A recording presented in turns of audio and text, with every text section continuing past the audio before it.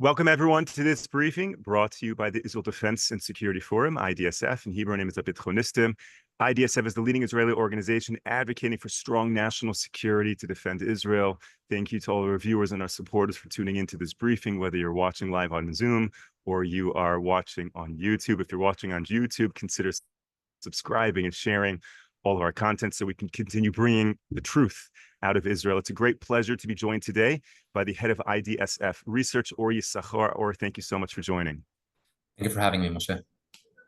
Or, we have so much to discuss. Friday night, Israel had a significant attack on Iranian infrastructure. What can you share with us?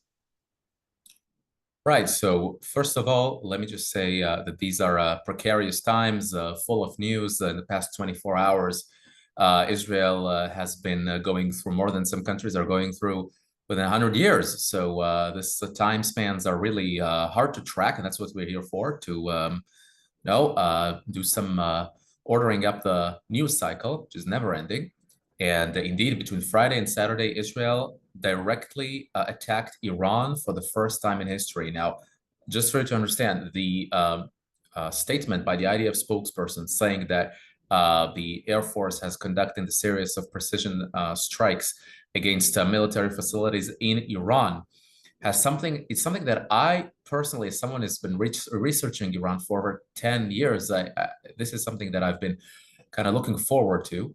And so this statement was absolutely unprecedented.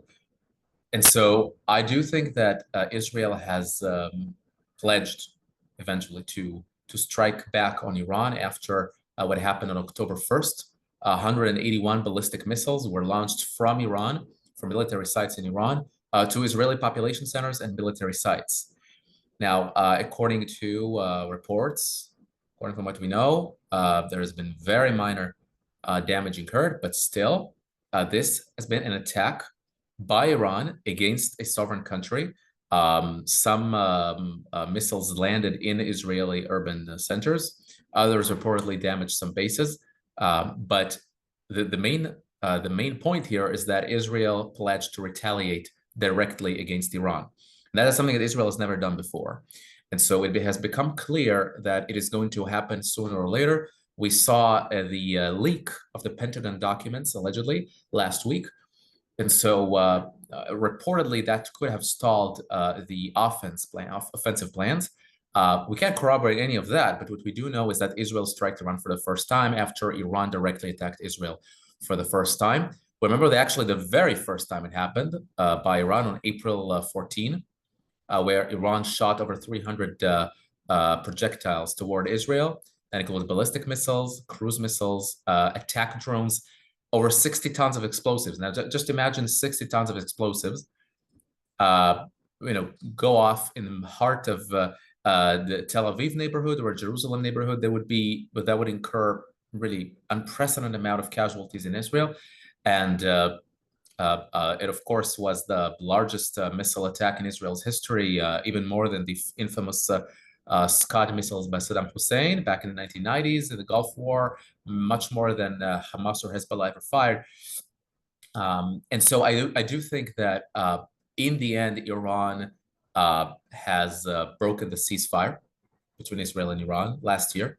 And so its plans backfired. And we see it very clearly because rather than pledging retaliation, Iran has pledged to strike Israel after the after Ismail Haniyeh was assassinated at the heart of Tehran, and they attributed it to Israel.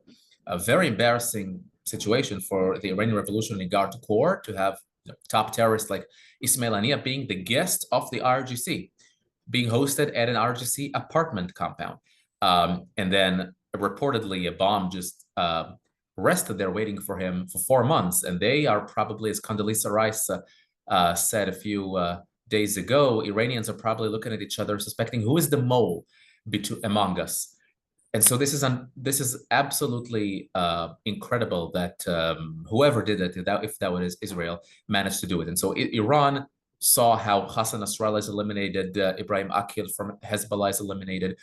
Basically, the whole Hezbollah and Hamas chain of command are eliminated. And so it was determined to retaliate for this embarrassment. But Iran, we have to understand, Iran initiated escalation against Israel in the first place. Every time that I hear either the EU or the US administration or anyone say we wish to avoid large-scale regional escalation, and so Israel should restrain itself, my first thought is there used to be a ceasefire. Israel did not initiate this escalation. This escalation was initiated by Iran. It ordered Hamas and Hezbollah to launch an attack. Iran itself launched attacks. Israel did not want this war in the first place. And so I do think that this retaliation indicates a lot about Israel's strategy. I do think that what we know is that Israel conducted a series of airstrikes against certain military targets in Iran. Biden administration officials were reportedly pleased that no civilian casualty was incurred. It was only in military bases, and reportedly the Iranian air defense systems suffered heavy damages. Some other reports said that components relating to missile manufacturing have been critically damaged, and so being a sanctioned country, it won't be that easy for Iran to recreate those systems and those components. So we can't know any of that for sure. But what we do know is that if Israel was already taking the risk of sending pilots to Iran for the first time in its history after so many years of training, I do think, one, it's a very important, what we call in Hebrew, fire dip, right? It was very important training, right? So you can train as long as you want, but at the end, you gotta carry it out. And you learn the most, let me tell you from experience, you learn the most when you actually carry it out, when you're actually in the midst of an operation, where you're in the midst of following, keeping track of targets. And so you can train all you want. In the end, this has probably been a very instructive lesson for the Israeli Air Force, the Israeli intelligence, all the systems that were involved in that. And the second thing is that if air defense systems of Iran were indeed damaged, that would mean that that Israel basically finds an Iran that is more vulnerable than ever before. Think about it. Iran has been building a homeland defense and a frontal defense for years. What I mean by homeland defense? I'm talking about attack systems, projectiles like ballistic missiles, cruise missiles, attack drones, and of course air defense systems if planes come to intercept them. So now a lot of that is gone. The next thing Iran built is a frontal defense. I mean, the axis of evil, what we call, around the Middle East. Hamas in Gaza, Hezbollah in Lebanon, Houthis in Yemen, militias in Syria and in Iraq, attempts to overthrow the Saudi crown, the Emirati the Emirati leader, attempt to conduct a coup d'etat in Qatar and in Bahrain. All these things were foiled. But in Hamas's case, Israel's practically decimated Hamas capabilities in Gaza. In Hezbollah's case, to be honest, I was surprised at the way Israel has conducted such elegant operation against Hezbollah without incurring heavy losses to the Israeli home front. And so both Hamas and Hezbollah, which were supposed to be launching an all-out attack against Israel in a case of an Israeli attack against Iran, that used to be the deterring factor. If Israel attacks Iran, it sure knows that Hamas and Hezbollah would be activated, raining down thousands of missiles on its homeland. And so Israel was very much deterred to take this step. Now, both Hamas and Hezbollah are decimated practically.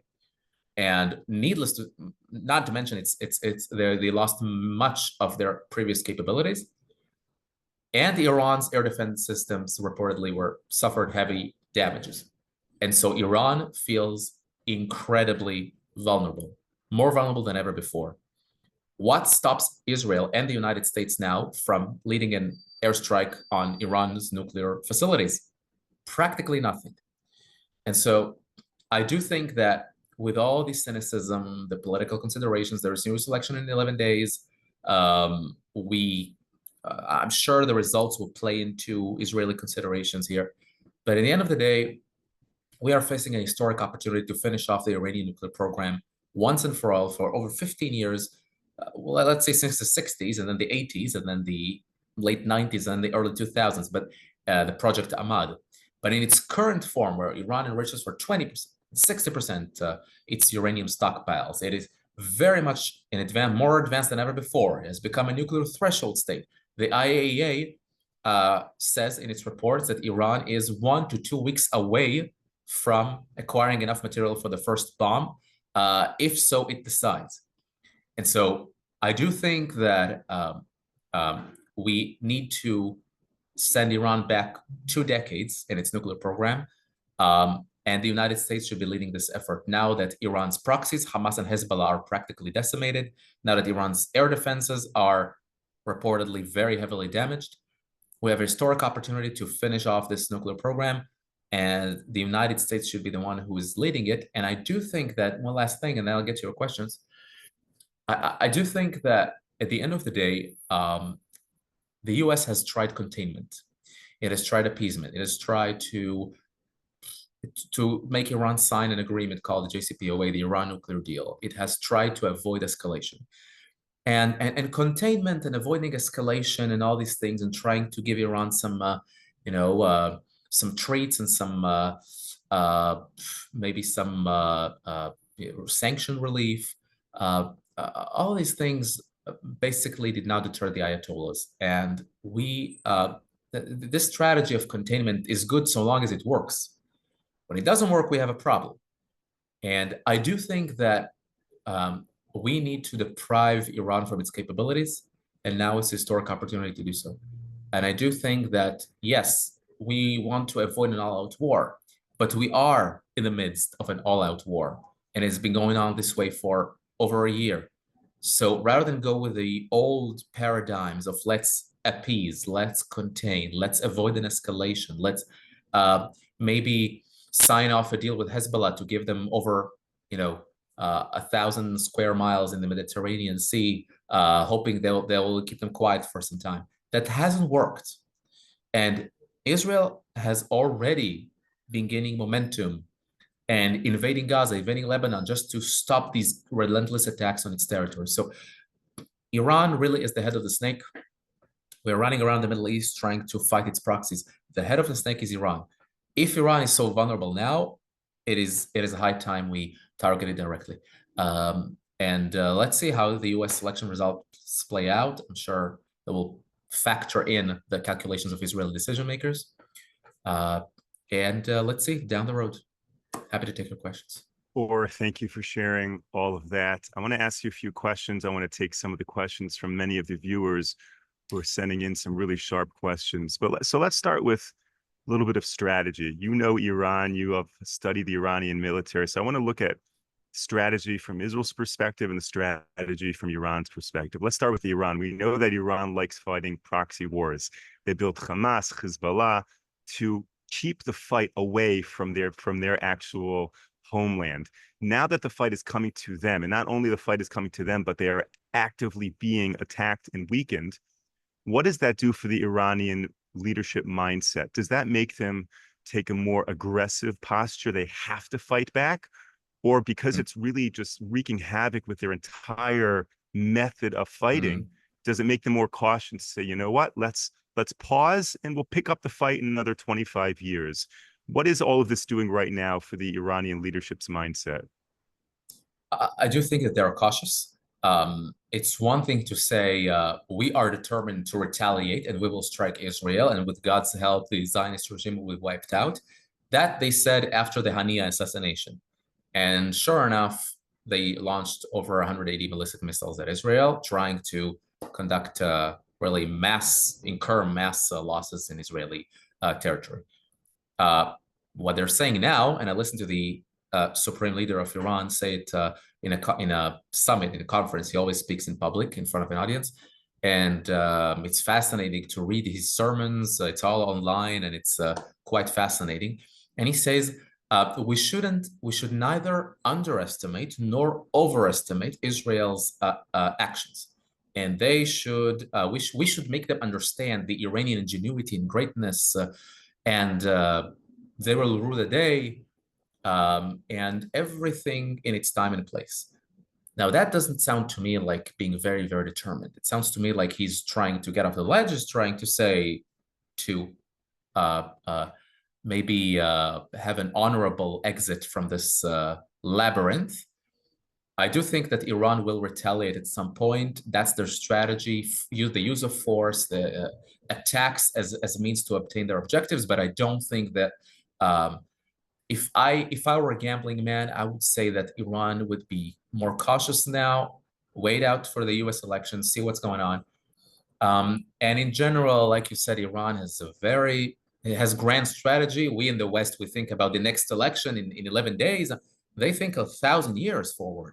And they absolutely don't mind delaying their plans by a few days, by a few months, by a few years. They absolutely don't mind. They have patience, and we need to deny them the capabilities. So if that is the case, and Iran is not going to attack Israel directly tomorrow, let's say, right after each of the attacks of Israel and whatnot, there's been these week to 2 month delays. So let's say, for argument's sake, Iran is not in a hurry. Does Israel have an open license, do you think, to continue striking Iran? Or is Israel going to say, look, unless it's a tit for tat, we can't just do another airstrike and another airstrike, which then leads us to a situation of not really dealing with Iran because Iran's not striking us and we don't have good cause, so to speak, to finish the job? Yeah, I think Israel should be leading, not retaliating, because we've been. Let's not be tempted to go into the, President Macron is speaking in this language of let's stop the cycle of retaliation. Israel strikes, Hezbollah retaliates, and Israel retaliates. Let's stop the senseless retaliation cycle and sit around the table like adults and resolve this thing. It doesn't work like that in the Middle East. And Iran has been initiating, much like Russia and China, by the way. They're very proactive. They're initiating, invading Ukraine, buying off Iranian oil, bypassing sanctions. They initiated the October 7 attacks. They built entire armies in the Middle East. They topple regimes. They help the Assad regime. They try to take over. China is trying to take over entire countries with leading economic projects, infrastructure projects, and the 5G networks and all these things. And the West is kind of stalling and retaliating, and let's not do anything rushed. And this is not the right strategy. I think that when U.S. election results become clear, Israel and the U.S. should already be engaging in talks to lead an attack on the Iranian nuclear infrastructure. Otherwise, I mean, this can be a really badly missed opportunity. We shouldn't wait out for them to do something. They've already been doing something for over a year, since October 7, and they've been threatening to wipe Israel off the map for 4 decades. So it's time really to deny them the capabilities, to strike the nuclear sites. And I do think it's not that easy to recreate them. But even if they decide to do so, everything costs money, everything requires knowledge, everything requires to reconstruct a nuclear site as opposed to give food to their people. And I do think that at the end, it will send a very strong message on the part of the West and the United States. You said something so important, that Iran has been fighting Israel for 4 decades. Can you let's take a bird's eye view for a second, if you can just explain to all of our viewers. Iran does not share a border with Israel. There's no territorial dispute, so to speak. There's no fight for natural resources. What is the nature of Iran's hatred and attack on Israel? Is it linked to the Gaza war at this moment? And the reason I ask is, will anything change in terms of Iran's position against Israel if those other factors, if the Gaza war were to come to an end, so to speak, if things in Lebanon stopped? Would any of that affect Iran's posture right now? I think that Iran has made it clear from the start of the Islamic Republic in 1979, the revolution, that its strategic goal is to export the revolution, to take over the Middle East, and wiping Israel off the map is a strategic goal for Israel. So it really is independent of whatever Israel is doing in Gaza and in Lebanon. They are using it as excuse. And I hear the supreme leader, the commander of the Iranian armed forces, the commander of the IRGC, Hossein Salami, all of these people talking about the need, if Israel invades, if Israel does this and that, we will retaliate and wipe Tel Aviv and Haifa off the map. Israel should not continue the ongoing slaughter of Palestinians in Gaza, and it should know that the Iranian regime would go to help our brothers in Palestine. All these things are rhetoric, because at the end of the day, it's independent of what Israel is doing. even when there was a ceasefire, Iran continued to enrich uranium, continued to with its inflammatory rhetoric. And just a month after the massacre of October 7, the supreme leader actually gave a speech entitled Israel's Annihilation Toward a Strategic Solution. And so he's talking about the solution to the Palestine problem, solution. Nobody talked like that since Hitler. He says that point blank, Israel should be wiped off the map. Mahve Israel, he says in Persian. He says that the Zionist regime is cancerous and it's criminal. And there is a very simple solution to all of our problems in the Middle East: to wipe Israel off the map and replace it with a Palestinian state entirely.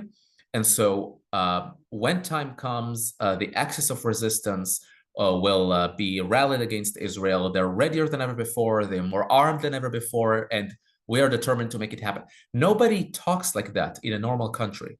And I think it's really high time to take them seriously.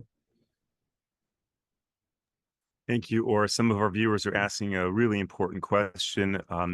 The relationship between the Ayatollah and the Iranian people. To what extent is there a possibility that there's a regime change or a civil war that happens within Iran? And can Israel's attacks on Iran do anything to bring about the change? I don't think we should be leading this way. I tell you what, both the West and Israel should be much more modest and cautious. We're playing with a country of 90 million people.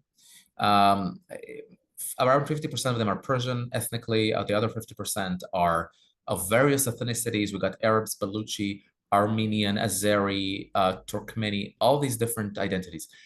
They're scattered in villages in a country that's the size of half of Europe. And so I do think that even if the Iranian people have some sort of resentment toward the regime, it's mostly focused on, I would divide it in two, like people who are liberal and secular, who live in the affluent neighborhoods of northern Tehran, and they go on weekends in the mountains and they smoke weed and have parties and boys and girls together and all these things that the Iranian regime sort of looks the other way, having house parties, and they watch Western movies and all these things. These people do not want this theocratic, autocratic regime on their lives. That's a very small portion of the Iranian people. Would like to think it's more than that, but the vast majority simply would like to have better lives. I think the Iranians are mostly, well, Shiite or Sunni. It's maybe one of the only countries in the world with a Shiite majority. It has people are resentful to the politics of the regime, the fact they're corrupt, the fact that you can't really have a freedom of expression, the fact that economic sanctions really led them to economic disaster and unemployment, that German and French and American companies are not opening businesses or not making businesses in Iran, that they cannot travel around the world freely. All these things, that the value of the real currency is like skyrocketing, 1,000-fold. All these things really do stir up the anger, but I wouldn't say they want to replace the regime altogether. At least I don't see any evidence for that. Most of them, I think, are just very, very critical toward the regime's policies. We don't want to start playing around in the Middle East. If the regime falls and a normal regime rises in its part, great, I'm all in favor of it. But I don't think that we have the power or the need to do it. We just need to deprive them from their capabilities.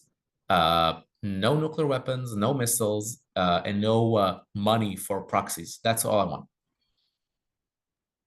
Or very much appreciate your expertise. One final question, then I'll let you go. We know that much of Iran's power is in exporting mechanisms for terror, whether it's money or weapons, to Hezbollah, to Hamas, to their militias. Do we know anything about their supply chains right now? If they've been disrupted, is Hezbollah still benefiting from everything that Iran has to offer? Or what Israel's done to Hezbollah, to Hamas, and what Israel's doing to Iran is impacting those relationships as well? Yeah, it's certainly impacting. And, the Iranian stockpiles of money are beginning to be really go almost extinct. I mean, they have reportedly only a few hundreds of millions of dollars in their cart. It's not really too much of a war economy. Let's take a look at Gaza. The Israeli military is pretty much controlling the entirety of the Gaza Strip, except areas in the center. It's controlling the Rafah crossing, so it's definitely controlling the passage of weapons and armaments. In Lebanon, I think the goal eventually is to deprive Hezbollah from continuing to rearm and to rehabilitate its capabilities. I do think that in Syria and in Lebanon, we'll have to have some sort of international force to stop these shipments of Iranian weapons into Lebanon, but it's going in the right direction. So Iran keeps trying. There are some reports in the media that there are foreign troops that might arrive in Syria or in Lebanon to help Hezbollah. That would really should be concerning to Israel, but so far it hasn't been impactful on the battlefield.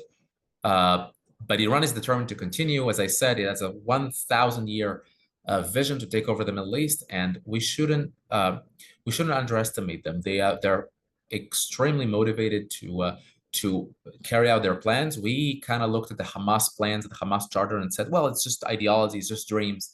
They're incapable of doing that, and they did. They carried out the most horrible massacre in Israel's history. And so I do think that we need to take them seriously and act and use this window of opportunity before it's too late. For Yissachar, head of IDSF research, thank you so much for joining today.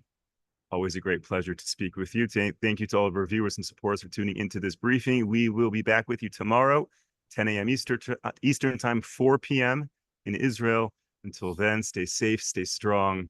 Take care, everyone.